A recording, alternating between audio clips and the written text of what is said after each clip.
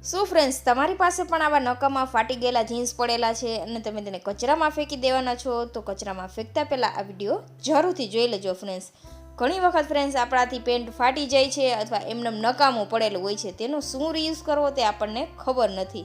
તો ફ્રેન્ડ્સ, આ રીતે તમે તેનો રીયુઝ કરી લેશો ને તો તમારા ખૂબ ઝાઝા પૈસાની પણ બચત થવાની છે. ઘણીવાર આપણી પાસે એટલા પેન્ટ ભેગા થઈ જાય છે કે તેને વાસણવાળા પણ નથી રાખતા, તે રીતે ફાટી ગયેલું હોય છે. તો ત્યારે આપણે આ પેન્ટનું શું કરવું તે વિચારતા હોઈએ છીએ અને એમને પડેલું હોય છે, આપણે તેને કચરામાં ફેંકી દઈએ છીએ. તો કચરામાં ફેંકવા કરતાં આપણે તેનો રીયુઝ કરી લેવો જોઈએ, જેથી આપણા ખૂબ ઝાઝા પૈસાની અને સમયની પણ બચત થાય. તો આ વિડીયો જોઈ લેશો ને એટલે તમારા પૈસાની તો ચોક્કસથી બચત થવાની છે, કારણ કે આમાં ખૂબ જ સરસ એવું આપણે એક તમારા માટે ઉપયોગી વસ્તુ લઈને આવ્યા છીએ, જે તમને રોજિંદા કામમાં ખૂબ ઉપયોગી થશે. તો મારી પાસે અહીંયા નકામું એક ફાટી ગયેલું જીન્સ હતું, તેનો આપણે કાંઈ જ ઉપયોગ કરી શકતા નહોતા, તો આપણે તેમાંથી આજે ખૂબ જ સુંદરની એક વસ્તુ તૈયાર કરવાની છે. તો અહીંયા ફ્રેન્ડ્સ, તમે જોઈ શકો છો આપણે કાપડની લંબાઈ છે તે માપ લખીને બતાવેલું છે અને એમનેમ પણ આગળ વિડીયોમાં બતાવેલું છે, તે મુજબ તમારે કાપડ કટ કરી લેવાનું છે. તો અહીંયા આપણે 2 ટુકડા કટ કરેલા છે અને તેની અંદર આપણે થોડું એવું જાડું અસ્તર લગાવી દીધું છે, જેથી આ પ્રોડક્ટ છે તે ખૂબ જ સરસ હેવી બનીને તૈયાર થાય. તો અહીંયા પેન્ટનું કાપડ થોડું પાતળું છે ને, એટલે આપણે અસ્તરનો ઉપયોગ કરેલો છે, પણ જો તમે હેવી જીન્સમાંથી બનાવતા હોય ને તો તમારે અસ્તર ઉમેરવાની કાંઈ જ જરૂર નથી.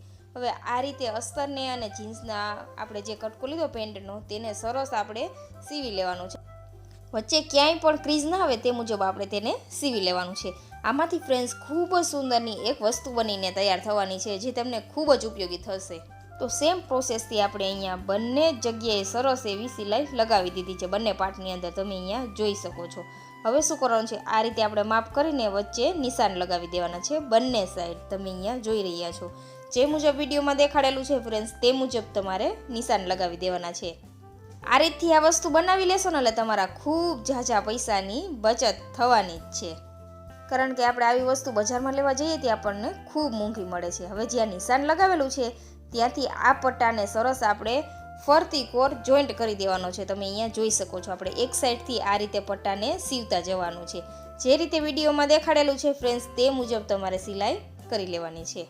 અહીંયા જો તમારે ફોમ સીટનો ઉપયોગ કરવો હોય ને તો તે પણ કરી શકો છો તમે, પણ આપણે મિક્સ કાપડ છે એટલે ફોમ સીટનો ઉપયોગ નથી કરેલો, ખાલી અસ્તર માટે આપણે લાઇનિંગનો ઉપયોગ કરેલો છે, કેનનો. તમારી પાસે કેન ન હોય તો તમે કોઈ પણ પ્રકારનું બીજું ફેબ્રિક એડ કરી શકો છો, પણ કેનથી સરસ એવું મજબૂત બને એટલે આપણે કેનનો ઉપયોગ કરેલો છે. તો અહીંયા તમે જોઈ શકો છો, આ રીતે આપણે પટ્ટી હતી તેને પણ આપણે સરસ કેન વચ્ચે ઉમેરીને સીવી લીધી હતી. તેને આપણે આ રીતે એક પાર્ટની અંદર જોઈન્ટ કરી દીધી છે આ મુજબ.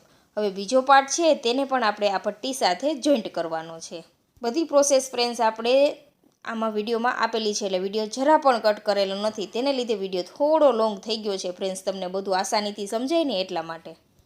તો આ મુજબ આપણે બીજા પટ્ટાને પણ સરસ સેટ કરી દેવાનો છે, આ રીતે તમે અહીંયા જોઈ શકો છો.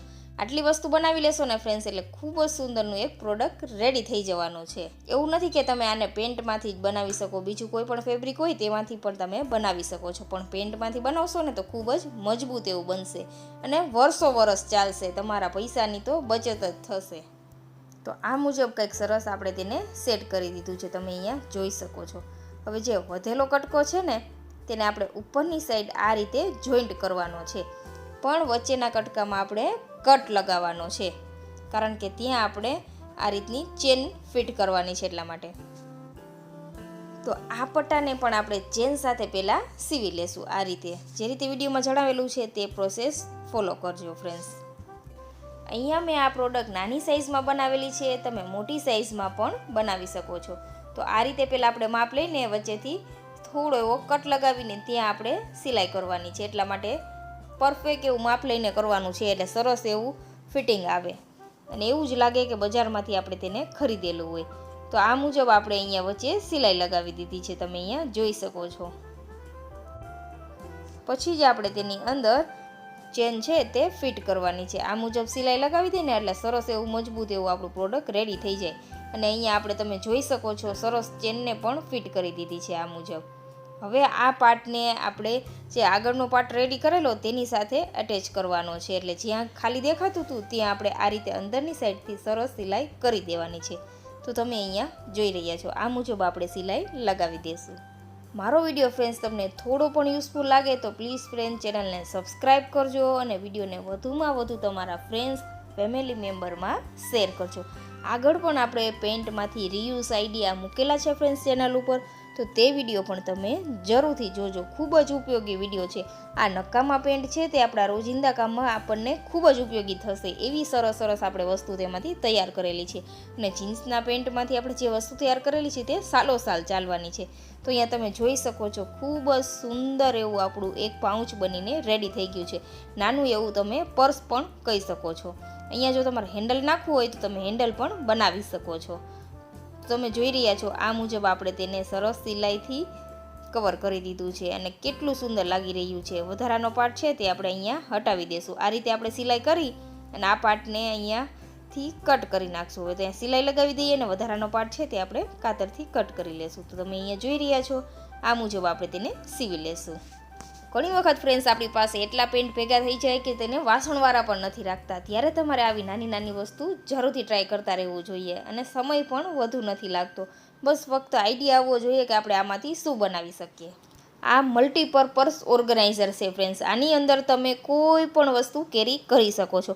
ઘણી વખત આપણે ટ્રાવેલ કરતા હોય ત્યારે આપણી પાસે નાની મોટી વસ્તુ પડેલી હોય છે અને નાની વસ્તુ બધી આપણે આમ તેમ થેલામાં રખડતી હોય છે. તો આ બધી વસ્તુને કેરી કરવા માટે તમે આવા પાઉચનો ઉપયોગ કરી શકો છો, જેથી તમારો સામાન છે તે સરસ ઓર્ગેનાઇઝ રહે.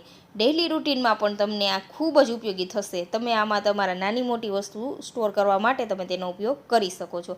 અથવા તમે જો આમાં હેન્ડલ લગાવી દેશો ને તો બા થેલી બનીને રેડી થઈ જશે.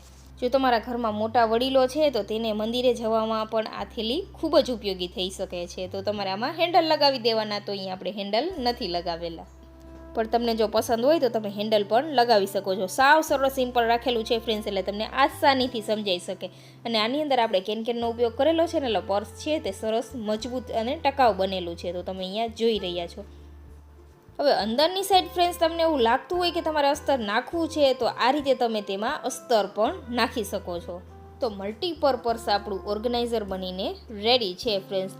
ઘણી વખત ફ્રેન્ડ્સ આપણે ટ્રાવેલ કરતા હોય ને ત્યારે આપણે રોજિંદો ડેઇલી યુઝનો સામાન નાનો મોટો આમ તેમ રખડતો હોય છે, તો તેને કેરી કરવામાં તમે આનો ઉપયોગ કરી શકો છો. ખૂબ જ સરસ કામની વસ્તુ છે, જરૂરથી ટ્રાય કરજો.